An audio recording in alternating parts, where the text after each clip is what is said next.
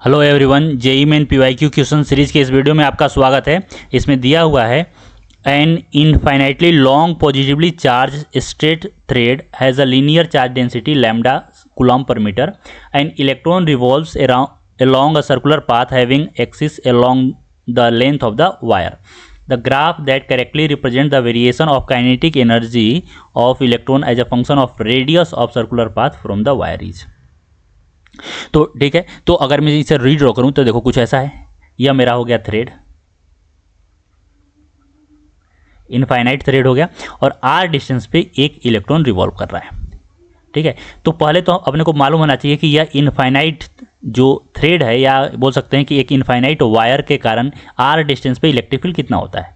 तो किसी भी मान लेते हैं कि यह एक इनफाइनाइट रॉड है, ठीक है, इसके आर डिस्टेंस पे जो इलेक्ट्रिक फील्ड होता है वह होता है 2k लैम्डा बाई आर, अगर यह डिस्टेंस आर है तो।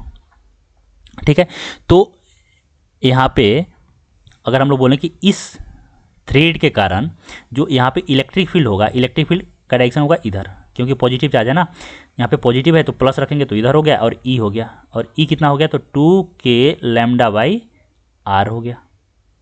ठीक है, तो अब यह इलेक्ट्रॉन पे देखो, यह इलेक्ट्रॉन रिवॉल्व कर रहा है, तो इस इलेक्ट्रॉन पर फोर्स किधर लगेगा, तो वह फोर्स लगेगा, देखो फोर्स जो होता है यहाँ पे बता रहे हैं, जो फोर्स होता है वो होता है Q इंटू ई।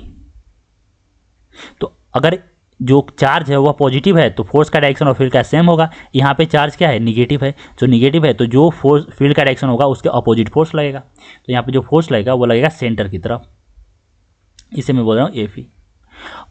ठीक है, अब मान लेते हैं कि यहाँ पे जो इलेक्ट्रॉन मूव कर रहा है वह वी वेलोसिटी से मूव कर रहा है। मान लेते हैं जो इलेक्ट्रॉन है उस पर चार्ज जो है वह Q है और मास जो है वह M है। ठीक है, तो यहाँ पे देखो, यहाँ पे जो इलेक्ट्रोस्टैटिक फोर्स है वह सेंटर की तरफ लग रहा है, और यही फोर्स क्या देगा, सेंट्रीपिटल फोर्स, यानी जो FE होगा वह क्या होगा, FC के बराबर होगा। ठीक है, क्योंकि इसी फोर्स के कारण यह रिवॉल्व कर रहा है। तो FE कितना होगा, F कितना होगा, Q इंटू ई, यहाँ से देखो तो Q हो गया इंटू ई कितना हो गया, तो 2k लैम्डा बाई आर, और FC कितना होता है, FC होता है mv स्क्वायर बाई आर, तो यहाँ से आ गया mv स्क्वायर बाई आर, तो आर आर कैंसिल, तो यहाँ से आ गया mv स्क्वायर, और यह कितना आ गया, 2k लैम्डा क्यू आ गया। ठीक है, तो यहाँ पे क्या बोला है, इलेक्ट्रिक फील्ड, अपने काइनेटिक एनर्जी लिखना है, तो काइनेटिक एनर्जी कितना होता है, काइनेटिक एनर्जी ऑफ इलेक्ट्रॉन कितना होगा, यह होगा हाफ mv स्क्वायर, तो यहाँ पे हम हाफ से डिवाइड कर देंगे तो कितना आ गया, k लैम्डा क्यू।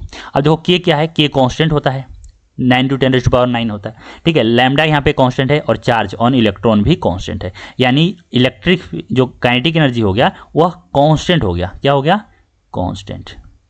ठीक है, यह आर पे डिपेंड नहीं कर रहा है, यह काइनेटिक एनर्जी हो गया वह इंडिपेंडेंट और आर हो गया। ठीक है, तो अगर हम लोग ग्राफ देखें तो कौन सा ग्राफ है, यह भी चेंज हो रहा है, जैसे जैसे आर चेंज हो रहा है वैसे काइनेटिक एनर्जी, यह भी चेंज हो रहा है, यह भी चेंज हो रहा है, तो यह तीनों ऑप्शन नहीं होगा, यह जो अपना ऑप्शन होगा वह ऑप्शन 2 होगा। समझ में आया क्या, क्योंकि यहाँ पे जो काइनेटिक एनर्जी है वो आया k लैम्डा क्यू, जो कि आर पे डिपेंड नहीं कर रहा है, इसीलिए यहाँ पे जो काइनेटिक एनर्जी होगा वो कांस्टेंट होगा। ठीक है, तो अगर वीडियो आपको पसंद आया हो तो वीडियो को लाइक कीजिए, चैनल को सब्सक्राइब कीजिए, कुछ पूछना है तो कमेंट सेक्शन में मेंशन कीजिए, मैं रिप्लाई जरूर करूँगा। आज के लिए इतना ही, थैंक यू सो मच।